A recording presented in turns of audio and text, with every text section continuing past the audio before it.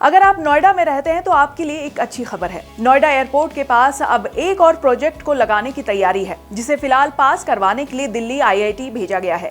इसके लग जाने के बाद नोएडा में हजारों लोगों को रोजगार मिलने वाला है। तो देर किस बात की, चलिए जानते हैं क्या है पूरा माजरा, किस प्रोजेक्ट को नोएडा में किया जाएगा स्थापित, जिसके लगने के बाद हजारों लोगों को मिलेगा रोजगार। यमुना अथॉरिटी क्षेत्र में बन रहे नोएडा इंटरनेशनल एयरपोर्ट पर हर किसी की नजर है।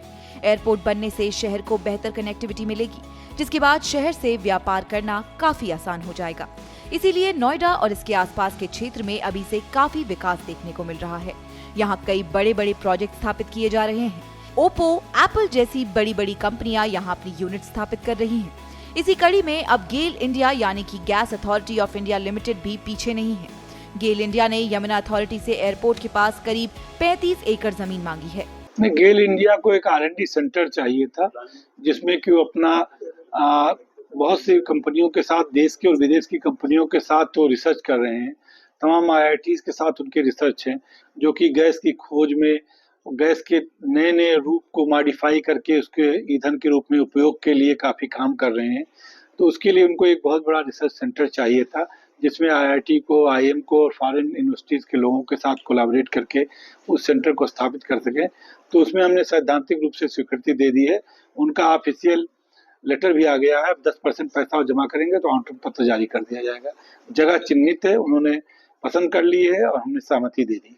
सेक्टर में इसको जगह दी जाएगी? सेक्टर 13 में हम दे रहे हैं।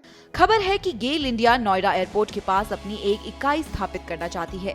इसीलिए गेल इंडिया ने यमुना अथॉरिटी से लेटर लिखकर जमीन की मांग की है। गेल इंडिया का कहना है कि वे एयरपोर्ट के पास अपना एक रिसर्च सेंटर स्थापित करेगी, जिसमें वे भारत में गैस को खोजने के काम को रफ्तार देगी और देश विदेश में गैस के आयात निर्यात और गैस से चलने वाले सभी संसाधनों का उपयोग में लाने के लिए यहाँ पर रिसर्च किया जाएगा। यमुना अथॉरिटी ने गेल इंडिया को सेक्टर 13 में जगह चिन्हित कर गेल इंडिया के प्रस्ताव को मंजूरी दे दी है। गेल इंडिया के इस प्रोजेक्ट के स्थापित होने से यहाँ पर रिसर्च शुरू हो जाएगा और भारत में खनिज उत्पादन में गैस की जरूरत को पूरा करने के लिए ये एक मील का पत्थर साबित होगा। ये खबर सुनकर नोएडा के लोगों के चेहरों पर खुशी दिखाई दे रही है। गेल इंडिया द्वारा जो यमुना प्राधिकरण क्षेत्र में जमीन की मांग की गई है, उससे जो यहाँ के युवा हैं उन्हें भी रिसर्च सेंटर में काम करने का मौका मिलेगा, रोजगार की प्राप्ति होगी, साथ ही साथ नए नए रिसर्च होंगे, तो जो क्षेत्र के लिए आने वाले समय के लिए बहुत ज़्यादा लाभकारी होने वाले हैं। जो हमारे देश के युवा हैं जो बाहर जाते हैं रिसर्च करने के लिए, या फिर ग्रेटर नोएडा से भी बाहर जाना पड़ता है उन्हें, जबकि ये एक डेवलप एरिया है और डेवलप हो रहा है धीरे धीरे। तो ऐसे में अगर यहाँ पे ज़मीन मिलता है उनको और वो बनाते हैं यहाँ पे रिसर्च सेंटर, तो हमारे युवा को फ़ायदा होगा कि वो यहाँ पे ही ये सब कुछ कर पाएंगे और आने वाले टाइम में एक बहुत अच्छा रहेगा हमारे लिए, क्योंकि हम हमारे डेवलपमेंट के हिसाब से हम खुद को ग्रोथ करेंगे, उस चीज़ का फ़ायदा उठा। चलिए एक नजर गेल इंडिया लिमिटेड पर भी डाल लेते हैं। क्या है ये संस्था और कैसे काम करती है? गेल इंडिया का पूरा नाम gas authority of India limited है। इसकी स्थापना सन 1984 में हुई थी। इसे पेट्रोलियम और प्राकृतिक गैस मंत्रालय के तहत एक केंद्रीय पब्लिक सेक्टर अंडरटेकिंग के रूप में शामिल किया गया था।